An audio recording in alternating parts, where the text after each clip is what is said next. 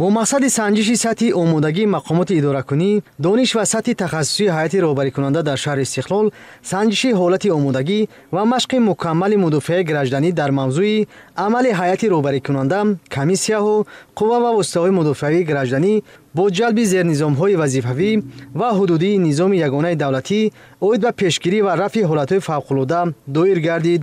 намояндаи кумитаи ҳолатҳои фавқулода ва мудофиаи гражданӣ назди ҳукумати ҷумҳурии Тоҷикистон раванди баргузории машқи мукаммали мудофиаи гражданиро назорат ва роҳбарӣ намуда, барои дар сатҳи баланд доир гардидани он риояи қоидаву талабот ва дар сурати сар задани ҳолатҳои фавқулода масъулини сохторҳои дахлдор кадом корҳоро бояд анҷом диҳанд, таваҷҷӯҳ равона гардид. тавре ки гуфта шуд, мақсади гузарондани ин машқ баланд бароштани омодагии ҳайати шахсӣ, санҷидани тарз ва усули хабардоркунӣ, саривақт ҳозиршавии ҳайати шахсӣ ва хадамотҳои мудофиаи гражданӣ, гирифтани вазифа ва супоришҳои дахлдор, ҳамзамон дуруст қабул намудани қарорҳои дахлдор аз ҷониби онҳо мебошад. ҳангоми омӯзиш маълумот дода шуд ки шаҳри Истиқлол соли 1993 ташкил ёфта, маркази он аз маркази маъмурии вилояти Суғд дар масофаи 35 километр дуртар ҷойгир аст. аҳолии ин шаҳр қариб 20 000 нафарро ташкил медиҳад.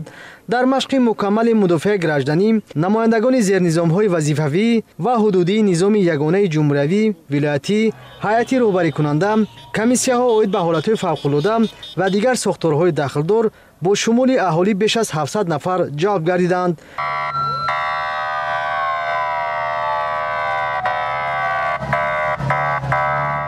тибқи иттилои масъулин, машқи мазкур дар шаҳри Истиқлол дар 3 марҳила баргузор гардидааст. дар ин машқ бо истифода аз 2 адад техника, корҳои пешгирикунанда, тоза намудани селроҳа ва барқарор намудани садди муҳофизатӣ гузаронда шуд.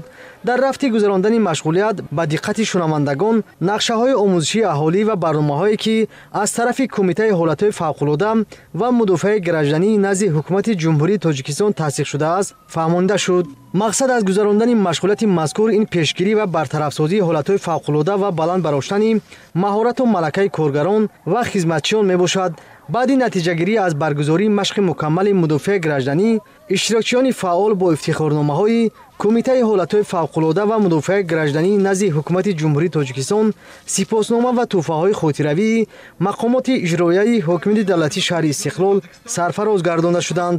мавриди зикр аст ки ҳукумати ҷумҳурии Тоҷикистон барои пешгирӣ ва рафъи оқибатҳои ҳолатҳои фавқулода тамоми тадбирҳои судмандро амалӣ намуда, ҷиҳати тақвияти фаъолияти комиссияҳои давлатӣ, қувва ва воситаҳои мудофиаи гражданӣ, чунин машқҳои мукаммали мудофиавӣ пайваста роҳандозӣ карда мешаванд.